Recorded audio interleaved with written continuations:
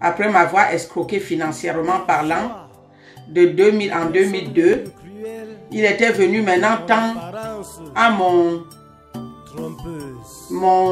terrible époux de m'escroquer sanitairement parlant.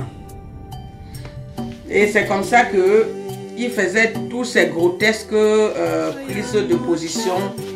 Il se moquait pas mal de mon avis. Il se fichait pas mal du candidaton. Il n'avait jamais offert quoi que ce soit à moi ni à mes enfants.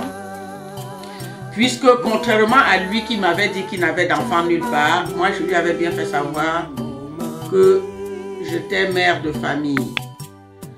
Et qu'à cela, je voulais un époux juste pour apporter un petit plus dans ma vie de mère solo depuis 2 ans. Puisqu'il y avait 2 ans de ça que j'étais divorcée du père de mes enfants. Et qu'il était d'ailleurs un époux, un prétendant qui m'avait été donc conseillé et mis en contact par sa cousine. J'ai donc dû tout faire, de tout ce qu'on puisse faire pour faire marcher une relation et surtout une relation éloignée, éloignée sur un plan géographique. Monsieur vit en Afrique, au Cameroun, et moi je vis en Europe, en France. Donc les fiançailles ont duré de février 2000 jusqu'en février 2002. Nous nous sommes mariés le samedi 23 février 2002. À l'issue du mariage, le séjour de noces qui était pris en charge financièrement par ma soeur aînée qui nous offrait cela comme le cadeau de mariage. L'époux m'a vraiment fait voir des choses pas possibles en m'amenant chez des charlatans, chez un marabout, en me racontant que les héritiers de mon père veulent tuer mes enfants.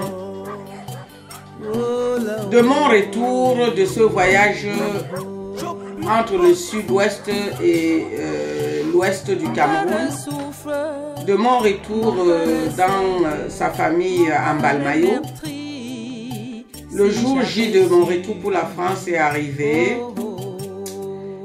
Et c'est comme ça que toute la famille se sont mobilisés pour m'accompagner à l'aéroport Simalin. Nous voilà, et je suis une femme qui veut la tendresse de l'homme que je viens d'épouser.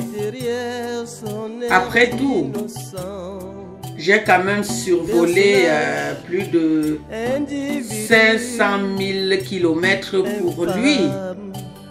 Et je l'ai fait tellement des fois que notre mariage était pour moi comme étant un grand soulagement dans la mesure où je ne devais désormais qu'attendre qu'il me rejoigne en Europe, là où nous devions vivre paisiblement notre vie de couple après tant d'années d'efforts de ma part.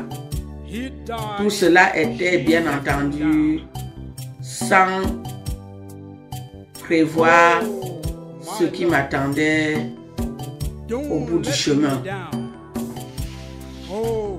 Mais tout avait commencé par ses attitudes les plus ignobles.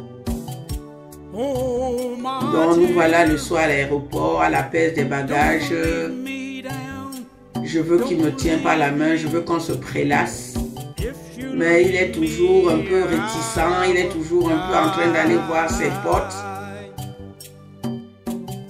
Au moment de monter vers le service de douane, je dis tu m'accompagnes. Il ne veut pas prendre le tapis roulant pour m'accompagner. Pendant que je suis en train de monter par le tapis roulant, je pense que mon époux me suit puisque je lui ai fait la proposition de m'accompagner jusqu'au service de douane. L'effet qu'il était mon époux, ça lui donnait quand même cette opportunité de m'accompagner jusqu'au service de douane là-haut. Sauf que pendant que mon tapis roulant monte jusqu'à un certain niveau et que quand je me retourne, je vois qu'il ne m'a pas suivi. Aïe! Pour une femme qui est en train de regagner la France avec ton bébé dans son ventre. Car pendant que j'étais malade à Limbé, il ne s'est pas gêné de me faire savoir que j'étais enceinte de lui et des triplés. Voyez-vous? Ok. Bon. Les douaniers m'ont tellement bien accueilli que j'ai très vite fait d'oublier les écarts de mon époux. Et j'ai donc ainsi regagné la France. J'ai donc ainsi rejoint ma famille restée en France. Et j'ai donc repris mes activités professionnelles. Jusqu'à ce qu'à la fin du mois, je vois apparaître mes mensurations. Et qu'est-ce qui se passe? J'étais malade et mon époux m'a informé que j'étais enceinte. Comment se fait-il? J'ai perdu les bébés, c'est une fausse couche. Je me précipite en rentrant le soir de mon travail pour prendre mon téléphone et lui annoncer la terrible nouvelle. Je lui annonce que j'ai perdu les bébés car j'ai eu le retour de mes mensurations et je suis en train de régler. Lui et moi, nous avons mis le deuil au téléphone en ligne. Nous avons tellement pleuré ensemble la perte de nos bébés, puisqu'il n'y en avait pas un, puisqu'il n'y en avait pas deux, il y en avait trois. Nous avons tellement pleuré la perte de nos bébés que le seul mot de réconciliation était de se dire mutuellement, mettons notre mal en patience et que tu reviens vite pour qu'on remette un autre bébé en place. Ok. Donc, j'ai repris mes activités. J'étais entre le téléphone, mon travail. J'arrive au travail, je suis auxiliaire de vie de nuit. Donc, une fois que les résidents sont couchés, j'ai le temps libre pour prendre le téléphone de service et appeler mon mari.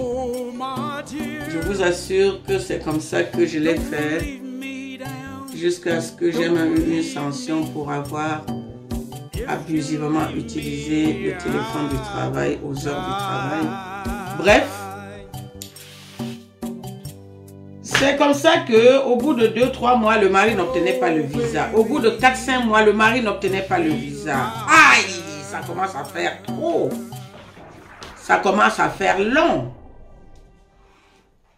Et au téléphone, j'avais des factures. Alors, en termes de francs, puisqu'on venait d'entrer en euros, j'en avais des factures énormes.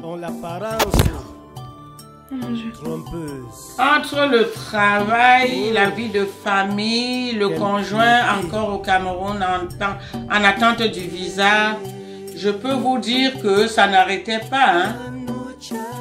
Et comme il m'avait déjà donné ce nom de guerrière, j'étais vraiment sur tous les fronts. J'étais une guerrière sur tous les fronts. J'étais une guerrière au niveau de mon travail professionnel. Guerrière comme jamais au niveau de ma famille. Guerrière comme jamais au niveau de ma belle famille là-bas au Cameroun. Et cela a duré 8 mois qui faisaient vraiment trop long. Je décide alors d'aller sur place voir ce qui ne tourne pas rond, car entre les bobards que mon époux avait déjà pris l'habitude de me raconter et que je trouvais que j'encaissais trop, et entre ce que le personnel de l'ambassade du Cameroun à Yaoundé me disait, ça sémait vraiment la confusion dans ma tête. Et en décidant d'aller voir de près ce qui retardait l'obtention du visa à mon conjoint, en même temps, j'ai voulu faire un bilan de santé, puisque j'assimilais toujours le bilan de santé à chaque fois que j'allais le voir.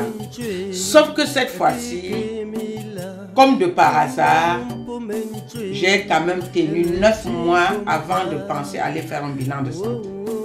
Alors même que je le faisais, étant un époux qui avait pas voulu me présenter ses analyses médicales et que moi aussi, j'étais là entre la doute et la confiance et que je ne savais plus par quel pied danser. J'essayais de me rassurer à travers mes examens. Et donc, en décidant d'aller faire l'examen en rapport avec mon projet d'aller voir ce qui se passe au niveau de son visa, je suis allé voir mon médecin et il m'a demandé de faire un examen qui a été fait avec un bilan complet, analyse sanguine et tout ce qui peut aller avec, jusqu'à ce que le médecin sonne à ma porte le lendemain, même pas 48 heures après. Je l'accueille chez moi, il veut me parler seul à seul, je l'amène à ma cuisine, là où nous sommes seuls, et il me fait m'asseoir. Et il commence à m'inquiéter parce que je le vois un peu inquiet. Je lui demande ce qui se passe pour qu'il vienne comme ça à domicile. Il me dit qu'il n'est malheureusement pas porteur de bonnes nouvelles et que c'est par rapport à l'examen que son prédécesseur m'a fait faire la veille et que le laboratoire vient de les appeler et qu'il s'avère que l'examen a révélé la terrible nouvelle que voici. Aïe, ben, je ne vous ferai pas un dessin pour vous démontrer à quel état je me suis retrouvée à l'annonce de ce que le médecin lui-même a décrit de terribles nouvelles et que tout ce que j'avais dans ma bouche était « je viens de me marier hein. ». J'ai encore mon alliance qui brille de 1000 feux. Hein. C'est une alliance que j'ai commandée dans le 18e arrondissement. Mon alliance brille de 1000 feux. Qu'est-ce que vous voulez me montrer là, par là? Hein?